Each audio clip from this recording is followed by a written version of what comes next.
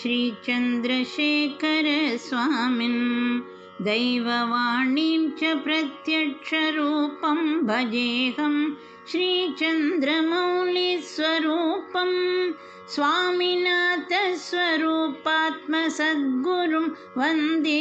श्रीचन्द्रशेखरस्वामिन् अद्वैतसिद्धान्तसारं स्वामी आचार्यरूपं यतिराजवेषम् आनन्दचिन्मयपूर्णं दिव्याद्यन्तहीनम् अवतारं वन्दे श्रीचन्द्रशेखरस्वामिन् सर्वेश्वरं सत्यसन्धं सर्वलोकैकनाथं प्रभुं विश्वनाथं सर्वे जनानार्तिहन्तं सर्वचैतन्यसंक्षिप्तमूर्तिं भजेऽहं श्रीचन्द्रशेखरस्वामिन् कारुण्यसम्पूर्णनेत्रं काञ्चिकामाक्षिरूपस्य अद्वैतमूर्तिं कामेश्वरपादध्यानं दिव्यकाषायवेषं कमण्डलधारं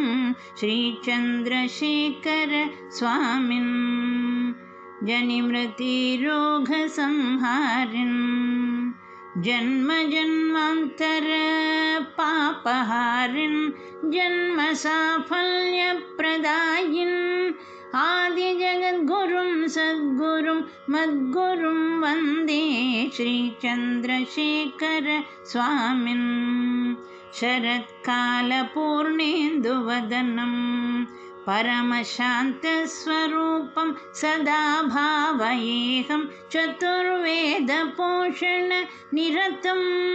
चारुमन्दस्मितं चन्द्रचूडं भजेऽहं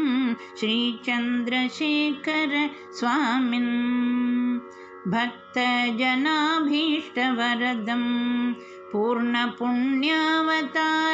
परब्रह्मरूपं पङ्कजनेत्रं पवित्रं पादपङ्केरुहं मम एकावलम्बं श्रीचन्द्रशेखरस्वामिन् ज्ञानप्रदायकम् ईशं परमज्ञानस्वरूपं भजे देशिकेन्द्रं हर्देन्दुमौलिप्रकाशम् आयुरारोग्यसौख्यप्रदं जीवजालं श्रीचन्द्रशेखरस्वामिन् श्रीचन्द्रशेखरस्वामिन्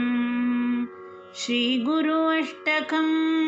प्रातःकाले पठेन्नरः श्रीगुरुकटाक्षं नित्यं सर्वपापप्रणाशनम् इति श्रीचन्द्रशेखरमहास्वामी अष्टकं सम्पूर्णम्।